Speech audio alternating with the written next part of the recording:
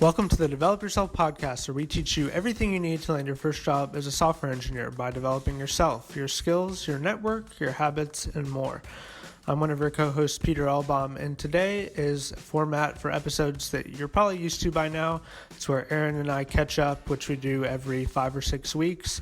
Today we talk about updates on my indie hacker project, a new company that Aaron just launched, our thoughts about the tech market and transparent statistics for coding boot camps, as well as some frameworks for delegating work that you shouldn't be doing, and how to think about the way that you're approaching your career. So there's a lot of good stuff in here. It was really fun to talk to Aaron and catch up, so we hope you enjoy it.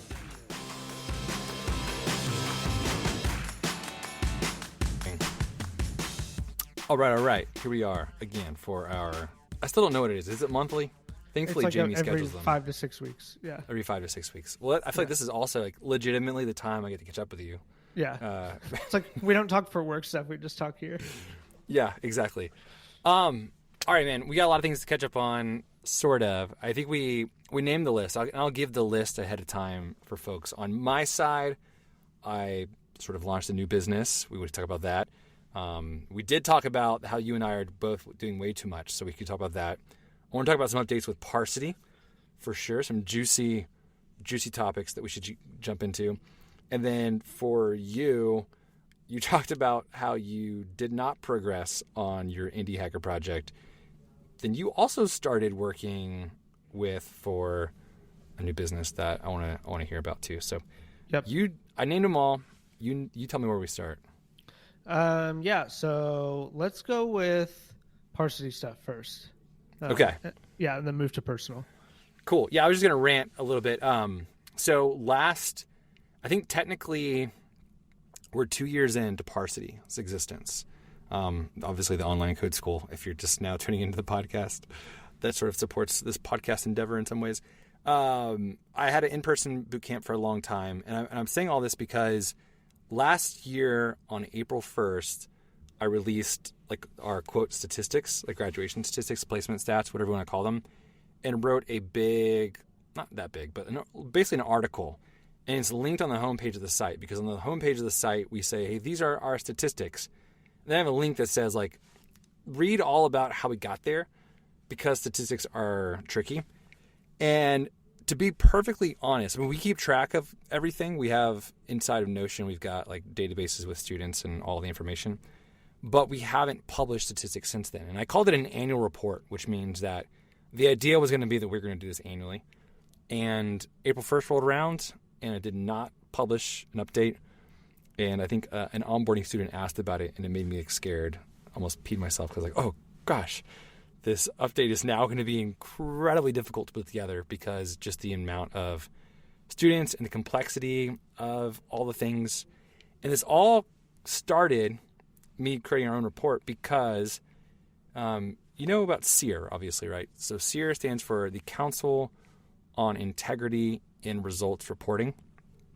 And for the longest time, I feel like it's less of a topic these days, but for the long time in the bootcamp world, it was like a hot topic to talk about, like placement statistics, right? And a lot of the boot camps would get into deep water because they would say, yeah, we've got 99% of our grads make $100,000 within like the first 2 months of graduating or something like that. And that's sort of honestly what our website says. I mean, not that. It's lower salary and all that. But it's like you can kind of fudge the numbers to say whatever you want, honestly, which is what's tricky about placement statistics. So here I am just kind of externally processing in real time what to do about placement statistics, because they're not always indicative of your program necessarily, do I think? So I think they matter because you want to be able to be transparent about how your program performs.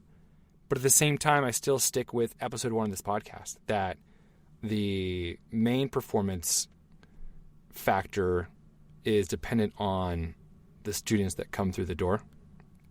Right. And obviously the program should attract those kinds of students and should be able to take those kind of students and do great things with them. Like there should be a level of quality in the program too, but I don't know. So I'm kind of nervous about putting together this program. I mean, this stats report, because, and that's why I made such a long article on it, because I wanted to be detailed of like, hey, one of the features and also a bug of Parsity is like you can't fail. You just quit, right? So like if someone takes 2 years to graduate, like Which has happened. yeah, I mean not quite, but probably close to it. Yeah. I'm sure Not that has. much, but sometimes. Yeah. Yeah. Yeah. Oh, for sure. And like you can technically say that they're not part of the stats because they haven't graduated, right? So like they're not a failure because they haven't graduated, and there's no failure. So again, it's a bug and a feature because we don't want people to like fall behind and get lost and not be able to continue the program. So I don't know. This is just me publicly talking about how statistics is difficult, right? And I don't even know like what opinion to have on it these days, other than I want to be as transparent as possible, but also nuance is difficult, right? It's difficult to explain nuance in a statistics report on the homepage of your website, and it's also difficult to explain it without explaining individual stories, right? I mean, Right. because we had some people, and I don't even want to like get close to like talking about it because it's sensitive, but we've had people who have had diagnosis of like different kinds of things and had to leave the program and come back, and it's like how do you explain that in a statistics report? I don't know. Right. Yeah. What are your thoughts on boot camp stats and all that? I think the transparency is really good. So I don't think it was even really possible to get that kind of thing when I went through coding boot camp. And so I kind of had to do my own research. And of course, it's on the other side of a big batch of data is like individual stories, like you mentioned. So what I did before I went to coding boot camp is I just called a bunch of grads and asked about their experience and what the job search was like and experience in the program. So I think ideally there's a balance, but yeah, I agree it can be tough if you're just looking at a large data set. I'd say at this point we've probably had either close to 100 or over 100 students with full and part-time combined would be my guess. And so when you're looking at a data set that big, yeah, it is hard to account for this person got sick or this person had life stuff come up or whatever. In addition, it's kind of like, this doesn't bother me as much either, but tech is kind of getting hammered right now. I think the market is a little bit tougher.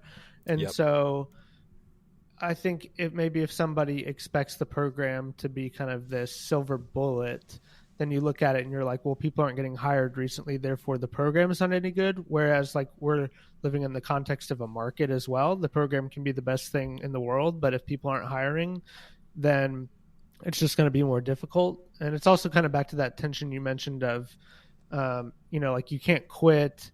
But on the other hand, it's like I think so much of the way Parsity is we give you everything you need and the rest is kind of up to you. And so I think if there was somebody that was just massively determined, that it kind of wouldn't matter what the market would do. Like, because what your individual actions on a day-to-day basis are up to you. But that's also kind of hard to explain in a statistics report of like, well, just be very determined in your job search. Yeah. So anyway, it's tough, but those are kind of my general thoughts. No, I think that's good. And I forgot to mention also with SEER, the reason why we are no longer part of SEER is essentially because they wouldn't email us back. Like their leadership crumbled. Like the CEO, who I really liked, she got fired, I think, and the guy who originally started it left to create like a competitor, like for-profit kind of business, and SEER was a nonprofit. And so like there wasn't really any room, I didn't feel like, to be part of it because honestly they wouldn't email me back. The only thing I got was an invoice, like pay some fee. And then I think also, that being said, like I think having a statistics standard that's like that everyone reports on the same is good, because then you can see, because like you're saying, like if we report terrible statistics, how do you know that's us, or how do you know if it's like the industry, right? Right. Which is, in and of itself maybe means you shouldn't do boot camp if they're not working anymore. Which that's not the case, by the way. I don't think that's the case. So don't hear me say that. But then you have a collection of boot camps like SEER that are all reporting statistics. The hard thing is it starts to like become a place of competition, right? And there's even ways around that, by the way. Like one way that we used to get around it sort of with Project Shift, that was like a hole, I think, in the way that SEER did things, was you only have to count graduates in your report. Got it. So it's mostly focused on how many people get jobs then. Yeah, it's focused on how many people get jobs that graduated. But, you could make the graduation requirements like super rigid to where basically only the people who would do well are like even counted as part of like the sample size, you know? Right. So anyways, it's complicated. So that was the first thing I just want to talk about is if you're waiting for an update, hoping to get one out during, by May. But I'm just like confused at exactly what it's going to look like, to be honest, because the bootcamp landscape has changed so much, and we have to figure out. I'll probably just end up writing another large article to say, hey, these are the statistics, but take them with a grain of salt. Like, here's all of the details. And I think even in that article I wrote, like, literally a number of students who were doing what, right? Like, this person hasn't like logged on in a long time. I think is like that kind of thing is what I wrote down just to try and be extra transparent. So it'll be harder now with a larger data set. Some things that are up and coming. I mean, I haven't signed contracts or anything, but bringing someone else in who is more popular than I am on LinkedIn. I didn't know it. So we haven't signed the contract, so I don't want to like say or his name or anything like that, but will be helping us refactor some of the curriculum because as recent students know, some of the stuff is, packages just get updated and it needs updating. And I think I am no longer the best curriculum person. Like maybe I was at one point in time the best person to do curriculum, but the industry moves and sometimes I don't move with it. So I'm pretty excited about that on the Parsity front. Great. So yeah, man, those are all my Parsity updates. Cool. Let's do one of yours. So last time, and I already know the spoiler for this, and it's a big wah, but last time you were on, you talked about this really cool new project idea that you were almost done with, that you were going to release. And for months and months, we've been talking to Peter about he quit his job in part so he could have time to do these indie hacker projects. So please give us the update. Yeah, walk of shame here, but I haven't made No. much progress since our last pod. And I was telling Aaron before we started recording, I'm not blaming it on this. Like, I'm owning it. I just haven't done what's needed to be done. And I think part of that, as any engineer will know, is it's hard to estimate things. So, like, you could be like, oh, yeah, this is a 3-point task, and it turns into a 8 or something. Yeah. So I think that maybe was a little bit further away than I thought, but also just haven't been that disciplined. And I was telling Aaron, I think James Clear has a quote about this, but there's kind of like a phenomenon where if you have a goal and you talk about it a lot, then you get a little bit of the dopamine rush that you would get from completing it. And so then you're kind of less motivated. And I feel like that happened a little bit, which I actually kind of had in the back of my mind a little bit before we recorded last. So I was like, should I even talk about this or should I just make sure I finish it first? Which, side note, I don't know if you know Tim Urban from Wait But Why, but he was writing a book for 6 years, and I don't think he talked about it until he was done. Wow. So anyway, all that to say, not much progress, but I think we'll get to this a little bit later, but I have a few new kind of self-employment activities going on. So I'm hoping to finish Present Log, which is the app, before kind of some of my new stuff really picks up. So hopefully at least before Christmas. Yeah. No, I'm thinking like end of this month, hopefully. Don't hold me to it, but that's kind of what I have in mind.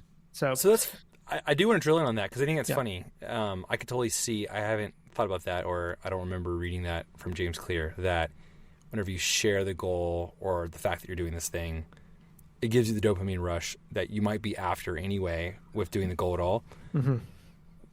How do you think about juxtaposing that? Like, basically, I think what I'm trying to think about is building in stealth versus building in public. Mm-hmm. Like, I think building in public is probably, it's a marketing tactic, right? Everyone talks about it these days as if it's like what you should be doing. Right. But how do you think of that? Because that's kind of what we're doing on the podcast here. Like, we are literally all the random stuff that we're building in public.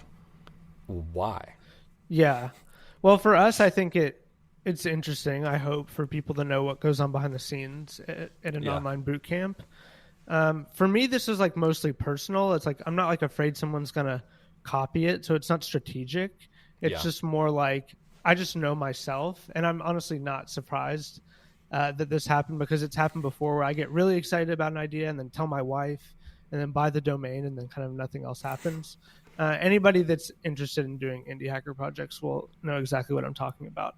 But I think there is kind of a strategic way of doing it where, like, anybody that's listening to this podcast probably knows that I love My First Million, which is another podcast. These two guys who are entrepreneurs and brainstorm business ideas, and they both are pretty quiet generally when something's working or when they're building. Yeah. So I feel like if it's a strategic standpoint, wait until you've got solid momentum, then maybe talk about it.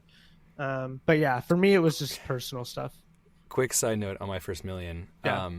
So one of the hosts lives in Austin, Sam, and he's part of this gym, The Collective, and Scott and I, who does Freed Up with me, we are we're doing a tour of it tomorrow. And it's like, it's this outrageous gym that's like $300 or $400 a month. I can see him spending on that. but they have a co-working space, and so I'm kind of like thinking, can I just work out of there instead of? And there's a lot of entrepreneurs that are there, which is honestly kind of our like target market for Freed Up, right? And so I'm like, could I just work out of there instead of doing? Because WeWork cost me like almost $900 a month to have a little dinky private office that. The walls are paper thin, and you could hear everything from my neighbor. Got it. Nice. So yeah. Like, yeah. You could work out and work all in the same place. But basically, what I'm saying is, Sam Parr and I are like best buds now. Like we're Well, when you join this gym, you can flag him down and ask him what his thoughts on building in private or in public are. I think that was actually in a recent episode they had. Yeah, it was, because he just announced a new company. That's why I'm thinking about it, or that's why I had like an example. Yeah. Off the top of my head. Yeah, that's great, man. Okay, so that makes sense. What is some of the other self-employment stuff that you've got going on in the pipeline? Yeah, so I can't remember what I've talked about. I've been taking accounting this year. What? Yeah, have I ever talked about that? Yeah. It's about improv. Yeah, stand up. So that is like on the list. Oh, that's right. Stand up. Yeah. So I took an accounting course in the fall. I'm taking one this spring. Thankfully it's almost done. But so that's been one thing on my plate. Where are you taking it at? Like the Wake Tech, our local community college. Yeah. Gosh, that's so cool. It's been good. I think honestly I could have been like what I was after was being able to like really get into the classic 4 financial statements, and we covered that like in the first 4 or 5 weeks of last semester. So I probably didn't need to take the full course. And Warren Buffett's mentor, Ben Graham, has this book called Analysis of Financial Statements. It's pretty old, but I think I probably just could have got the same information from that. Can I guess what the big 4 are? Are they like, is it profit and loss, balance sheet, statement of cash flows? Cash flows and retained earnings usually. Oh, okay. I don't know that one. It's okay. It's just like how your net income basically flows into your retained earnings, which flows into your owner's equity, and equity is on your balance sheet. I always get confused when I'm going over it with my accountant. Yeah. Yeah. Like, I don't. Anyways. Well, it's weird in an LLC because you don't have stock, but anyway, that's all aside. Yeah. Anyway, that's so cool. Yeah. So it takes up a surprising amount of time, especially last fall, because I did an online synchronous class. So I had to show up for class, quote unquote, on like a Teams call. And it was the weirdest thing because it was there was like half the class was in person. So 30 people in person with the professor teaching, and then 30 people online. And there was like an automated camera in the back where it would just like follow the instructor around. Oh, that's funny. And she did a really good job like engaging the online class. But at a certain point I was like, I feel like I could get this time back and just teach myself, which is what I've done this semester. Watch it on 2x. You know, I'm like, that's what sucks about live videos. It's like, exactly. Can I watch you on? Can you record this? I watch you on 2x. Oh, it was so painful at a certain point, but it took up a surprising amount of time last fall, and it's still on my plate. So what do you want to do with it? Like, do you want to? You just wanted the knowledge. Kind of wanted the knowledge, and then also it relates to one of my other things that is starting up, which is working with my in-laws. So I thought it could be helpful there. So that I'll go ahead and talk about that one. So they own a summer camp, and so I'm contracted to work with them this summer. Awesome. And so I thought that'd be fun, and potentially it could be a longer term thing. So I'm trying to discern that a little bit this summer. But that's kind of that. And I also like, we were talking, so my wife and I are in marriage counseling, which I highly recommend to anyone that's married, just as a preventative Yeah. thing, not as a thing for problems. But our counselor was talking to me, and she's like, We've all got problems, by the way. So exactly, yeah. So, and she was basically like, yeah, like knowing you, like you get bored of things quickly. You like doing things that are new. Um, and I was kind of like, yeah. So all that to say, like the stuff I've been doing this year, I'm kind of a little bit bored of at this point. I'm ready to change some things up. So like my contracting, for example, that's been like 60 hours a month since September, and that'll wrap up at the end of this month, which I'm looking forward to the change of pace there. Parsity I've been doing obviously for 2 years at this point, and that's going well. and you're out. I'm out. No, not at all. I am giving some things up, but things are continuing to go well. And then I think that's everything. Oh, and then comedy is kind of like honestly its own bucket. I'm starting to devote more and more time to it and trying to do it every day for writing. So yeah. Is there some place I can find your comedy? Yeah, I have an Instagram actually. Okay, I just found it actually. Yeah. And So followed you. there you go. Yeah. So I was thinking about. I want to see Peter. Yeah, I need see your to. comedy. I honestly kind of, gosh, I don't even know if I should talk about this, but speaking of getting bored of things, like my YouTube channel, like we're more or less in maintenance mode on that. So I guess that's another bucket. But I kind of repurposed my editor to edit comedy clips because I was like, I don't have great YouTube video ideas right now, but I need someone to chop these up into shorts. Yeah. So I'm going to probably start posting on the comedy Instagram. And then let me make sure there's nothing else on this. And of course, general life stuff. I'm still writing my newsletter once a month. So a few different things. Yeah, I think it's interesting to talk about getting bored of things because I've had this thought a lot. Right. I'm trying to figure out, like, is that one side of me wants to say, like, oh, that's because we're entrepreneurs and we just have to start new things, and like we've been gifted by God to be visionaries and have new things, and yeah. And part of me is like, oh, that is such BS. It's because we just like shiny objects and we just get bored. Like we just have no ability to focus on one thing. But then there's a third thing I think about, which is sometimes I think it is human nature to get bored of stuff. And if it doesn't grow and evolve, then it makes sense that we would become bored of something, right? Right. So I think you always want to grow into something. That's just the way we've been wired, I think, is that we want to cultivate and build and grow, even in things that we find satisfaction in. Like even like if you have a job that you love, it's like you don't want to stay in the same position forever.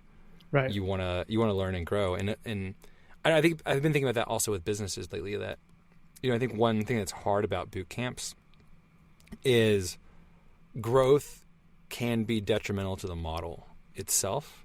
Mm-hmm. And it's like part of me feels like I'm not bored. I mean, maybe I am. I don't know. Just trying to be honest here with Parsity.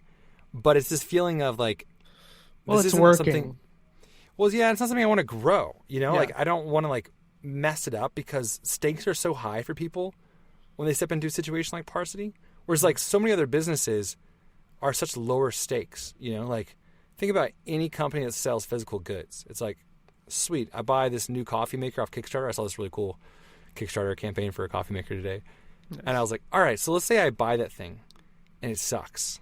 Like, so I wasted some money on a coffee maker. You know what I mean? Like it didn't ruin my life. And I feel like with a boot camp, it's so hard as a business because it's like, if I do this and someone comes into this, and it's less so now. I think that was part of the reason why starting Parsity at like a lower price program than what I had before. But it's like, hey, if you come in this and it doesn't work, like it doesn't change your life, like it weighs on me, Right. So anyways, I'm kind of going on a rant here to say that I think there are businesses to where you can, part of like the business itself is like if it works and it's sustainably growing, I feel like that's something I could do for a long term. But I don't know. I haven't done that yet, Yeah. No, yeah, I think it is. Yeah, the growth thing is it's a good perspective. One more thing I was going to ask you about your goal that you, quote, fizzled out on, but it sounds like you didn't because you're still going to do it. Yeah. Do you think the dynamic would change if you had like a partner that you were building this thing with? Maybe, but then I think it starts to feel oppressive a little bit when you're accountable to somebody else. Like, I just wanted it to be fun.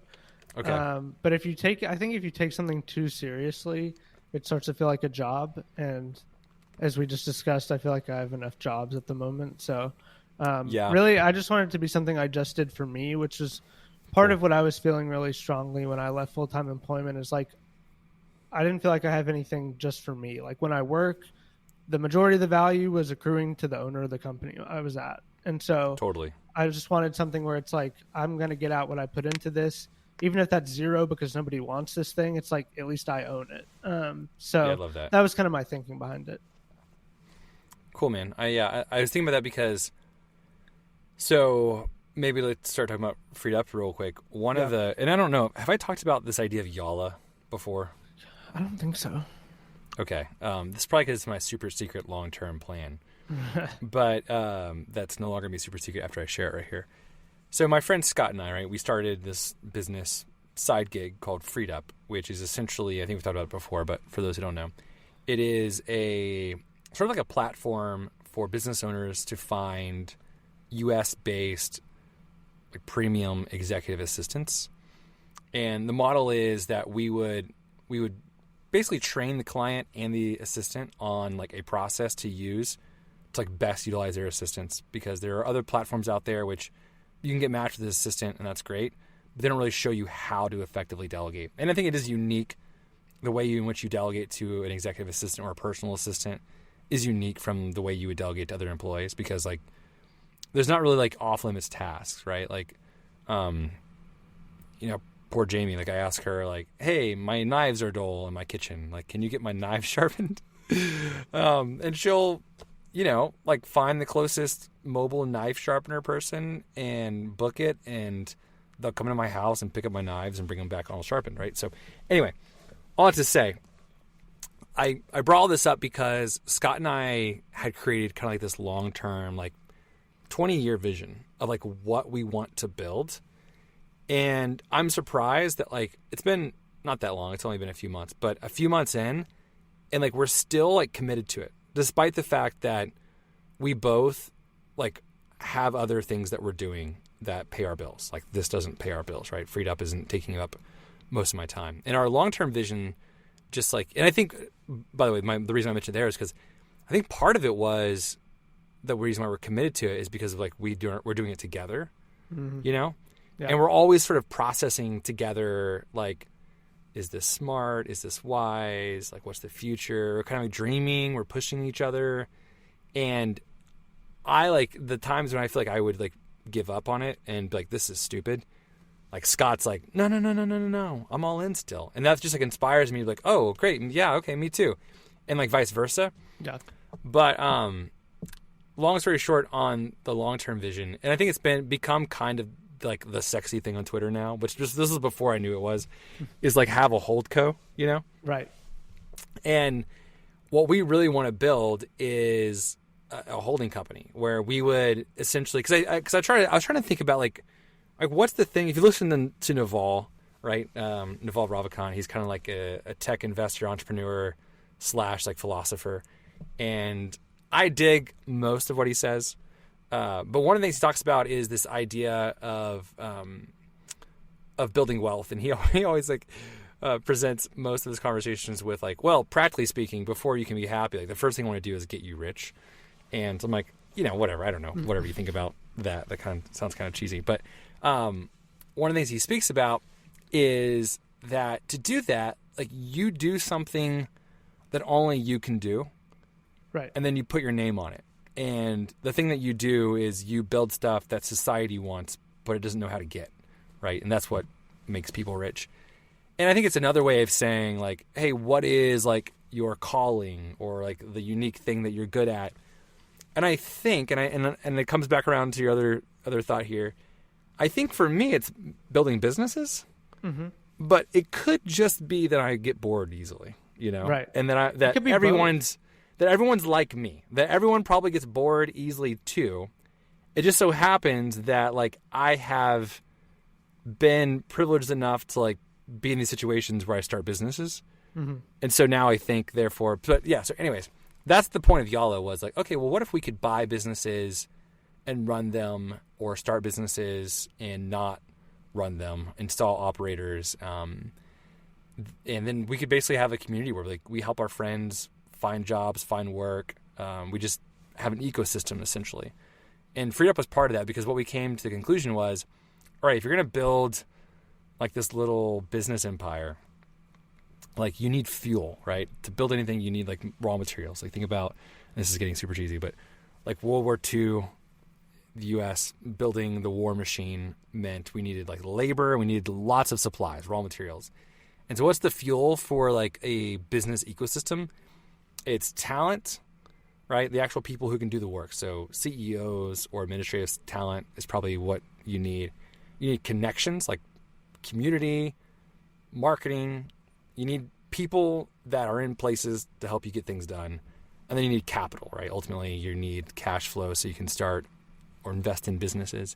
Right. And so that was the reason why we started with Freed Up was, right, no matter what, we know that any business we would start or buy, we need to get the headache of administrative tasks out of the way, right? We don't want to have to be worrying about how do we handle email, like basically low cost administrative tasks. And so like our thought was like, well, let's build basically an executive assistant engine that attracts, trains, and places executive assistants so that eventually we could do that for ourselves too. Like every business that we would be part of would have executive assistants. So long story short, the update there is that we like through nights and weekends grinding have almost launched with our first 3 clients, which isn't a ton, but still these are 3 executives or business owners who are going to be contracting out our assistants. And we built like a training for them to go through, like a self-paced onboarding for them to like basically learn how to delegate effectively, like the different processes that they should use. And the difference that's for this to me that's crazy is it's monthly recurring revenue, right? It's a subscription model. I've never like had that before. Yep. And I think if I'm thinking in terms of like entrepreneurship, this feels like a business that is 10x easier to run than a boot camp. Yeah. Because it's like, hey, we find great people and we help you like we get really good at finding processes and systems that make executive assistants work really well. And we get really good at the hiring and placement process. And that's it. And the assistant knows how to be an assistant, and you know how to be an executive. So like we don't have to promise the moon and back with. And so I think this is one of those things that I think can be scalable, where I would grow this for forever, but I wouldn't necessarily try and grow a boot camp. And I'm almost done with my rant, but this was confirmed because a friend of mine, so Harsh Patel, he's been on the podcast before.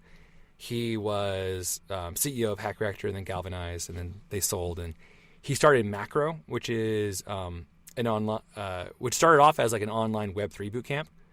And honestly, where we got the idea for DevMint, our failed coding bootcamp, and their business model is not centered around revenue from the bootcamp. The bootcamp is just the engine that helps them attract talent and get people in from the ecosystem. Yep. And which I think that's super incredible, because he too had the same conclusion, which was as soon as you start growing a bootcamp to be really big, and he was CEO of one of the biggest, right? Right. As soon as you do that, it starts to water down the bootcamp. Right. So anyway, that's my rant to say that I'm excited to keep Parsity going and to keep improving it, but not necessarily like making it giant. Right. But I do want to make this executive assistant business giant, and I'm excited for that. And right now it's like it's a side gig, and it will be until, I don't know, maybe. And honestly, the thesis is it always can be, because I think as soon as it gets big enough, like I want to hire a CEO to run it. I don't want to run that business. Right. Yeah, it's all very cool. I forgot that Yalo was the name of the holdco. But I think we have talked a little bit about it before. Also encouraging that you're launching with customers, so it's at least some kind of validation. I'm curious. So Scott, by my understanding, is more of a sales guy. You have these 3 clients. So curious, something we talked about is like, what have you learned about selling by doing this process? Well, personally, nothing. I've learned that I suck at it. Well, and not that, and actually not that I suck at it. I think what I've learned is what's been really cool is this is the first time that, I've had 2 other business partners before, and they both were great in their own ways. I think what was different about those 2 situations was the first time I had a business partner, I was full-time, my partner was not. The second time I had a business partner, my partner was full-time, I was not. This time, neither of us are full-time. Yeah. And I think that is great in that we definitely have like complementing skill sets and abilities. That's good. And you can really see that whenever you're both like playing the same game. Mm-hmm. It was hard before whenever there was like a full-time and then not full-time person, because you couldn't tell if like the skill sets didn't balance. Like whoever was full-time, that business had way more of those skills than the person who wasn't full-time. Right. And so now it's like this balance. So all that to say, Scott is like a naturally charismatic person, people person who like loves people and will like all day, like he is prone to waste his time talking to any and everybody, right? Like the first time I went down to, he'd started working here at We Work With Me. We went down the front desk. The ladies like, "Oh, Scott, hey, Scott!" Like they just like love him at the front desk ladies. And I'm like, "What? How do they know you?" And they're like, "Oh, you know Aaron?" And Scott's like, "Yeah, this is my business partner, Aaron." And they're like, "Oh, he never talks." And then, like Scott had like gone and like bought them flowers, like just because he's like, "I'm entering in a new place. I want to make an impression." Like, who does that? Who just like buys flowers just to like make an impression at some new place? And so I'll have to say, like, that's what I realized is like, put people in the seats that they're made to be in. Like Scott's made to be in the sales seat. So all of our customers has come from like personal connections of his, our best pipeline. Now I've tried to do selling too. Like I've called friends of mine who are entrepreneurs, and it just drains the life out of me, right? Like I'm done for the day if I do that. But if Scott does it, he's like, let's do 10. And so I've been building the course, the administrative structure of the business, the training, all of that. Scott's like interviewing all the assistants, selling all the stuff. And so, yeah, I think that's the number one thing I've learned about sales is like some people are like, it gives them life. And so if that's not you, then you either need to get out of that seat as fast as possible, or like, I guess learn to love it. I don't know. Yeah, get better at it so that you're more efficient, I guess, and don't spend as much time on it.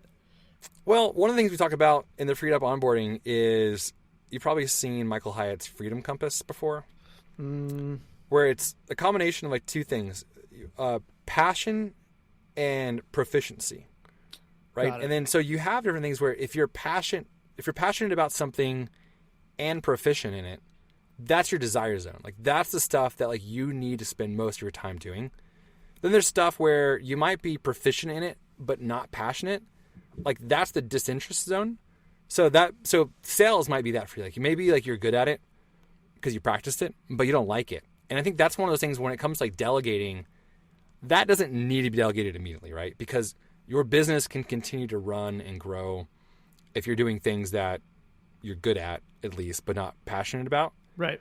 Where you definitely don't need to be doing things is, I forget what he calls it, but basically drudgery zone. The drudgery zone, right? Yeah. You're not good at it, you suck at it. And that's sales for me. So it's like, I really can't afford to do that. Right. It's just a slog. And then the fourth one is, what's it called? Distraction zone. Things you like, but you're not good at. Yeah, for me it's design, right? Like I love designing stuff. Yeah. Because I wanted to think I'm like a hip designer, but it takes me hours to make something that I think is cool, and it's really not that cool. So. Yeah, we all have those little favorite things that we probably shouldn't be doing. Yeah, I want to be designers so bad, but. Yeah, that's good. That's a really helpful framework, I think. I've thought of something similar. I was thinking in quadrants. It's basically quadrants, but it is quadrants. Yeah. Yeah. Round quadrants. So development zone, I guess, is like do the things in the desire zone.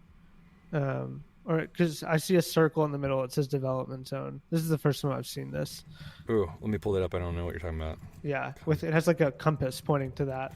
So I guess you're working towards that. Compass, the development zone. Yeah, I don't know what that means. Yeah. Well, I mean, it seems like you'd want to do more of the desire stuff. So yeah, and I think like that's the mark of a. I mean, that sort of is the sort of entrepreneurship, right? It's like you start out and you don't get to pick and choose. Like you just do everything. Yeah.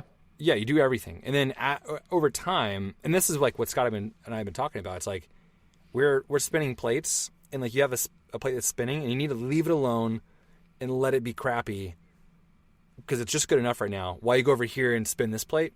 Mm-hmm. And then you get that one spinning just enough. Then you come back to that. And like we're talking about that right now, like where he's like busting it to interview assistants and like find people for these first clients. And he has like no good system or process, right? He's just calling everyone that he knows, everyone who applies. He's taking them in. He's just it's very hands on. It's not scalable at all. It's like cool. Just do that right now. Like get them onboarded, get our clients assistants, and then we'll come back to it later, and we'll make it better. You know, like we'll make it scalable so that you're not doing the interviewing. We'll pay someone else to do the interviewing who's better at it. But anyway, yeah. Good stuff. But yeah, ideally, everything you do in your life, right, your day, is your desire zone. You get to show up and put 3 hours of hard work towards something that you're really good at and you're passionate about, and that's it. Like that's dreamy, you know. And so I assume it kind of maps to the like Tim Ferriss like deal framework as well. So like drudgery zone, you want to either automate or delete, like get it out of the way. Disinterest, probably just ignore, I guess, or like do it only when you have to, and distraction is definitely ignore. Would that kind of be the mapping? Yeah, totally. Distraction would be like do it as a hobby, you know. Yeah. But disinterest is probably it's due. It needs to be done, but you don't want to do it. Yeah, and it's probably you need to do it until you can afford to delegate it, right? Like got it. And yeah, drudgery, it's like you're wasting money if you're not like if it costs you money to delegate things that are in your drudgery zone, it'll probably cost you more money to not delegate them. Right. But it may not be the same with the disinterest zone. It's like the disinterest zone is like something where it's like you might just have to do it for a little while until you can afford not to. Got it. It's almost like an optional thing. At least that's the way I look at it. But yeah, I think the same thing as Tim Ferriss's model. Yeah, that makes sense. Cool. Yeah, man. Well, I think that's it on my end. You got anything else that's... No, I'm sure I've thought of things since we've been talking. Gosh, I could have swore I thought of something, but we may just need to leave it there. We can name the episodes that you and I do My First 1,000. Yeah, I'm still working on that. Randomly, really quick. So I like this guy, Daniel Vassallo. I haven't been following him as much lately, but he was kind of the initial inspiration for what I'm doing. And I made a video reviewing his online course that he links on his sales page on Gumroad, but it took me a really, really long time to figure that out. But when I did, I generated a Gumroad affiliate link and put it in the video, and I've made like 10 sales maybe. No way. Yeah. How much is each worth? You get 10%. And then Gumroad introduced like paying by country, like how strong the currency is. So I think regular price for him is like $180. So every so often, if it's full price, I'll just see these random like $18 sales coming in. So it's my first experience of like true passive income. Yeah. So that's something. But that's yeah, awesome, man. It's probably up. All my Gumroad sales are probably getting close to 1,000. So we could call it my first 1,000. That's great. Yeah, that's hilarious. I had that similar experience whenever I think Justin Welsh, I'd taken his course and then made a post about it. And for a while I was getting, I think I was sitting at dinner with my wife and I got the ping of like, you just made, because I think I got like $50 per sale or something. I think he does like 35%. Yeah. Affiliate, so yeah, he's great in that sense. But I was like, oh babe, our dinner is on Justin Welsh. That's great. But I've stopped doing that since then. But right. Cool, man. All right. Yeah. Well, thanks for taking the time, Peter. Good Yeah. to catch up. Good to catch up. Bye, everyone. Thanks so much for listening. Some shameless plugs before you go. Parsity is at parsity.io. We also have a free 30-day cohort-based JavaScript course at dev30.xyz. My YouTube channel is at youtube.com/PeterLbaum. And eventually, Present Log will be at presentlog.com. Thanks so much for listening, and we'll see you in the next one.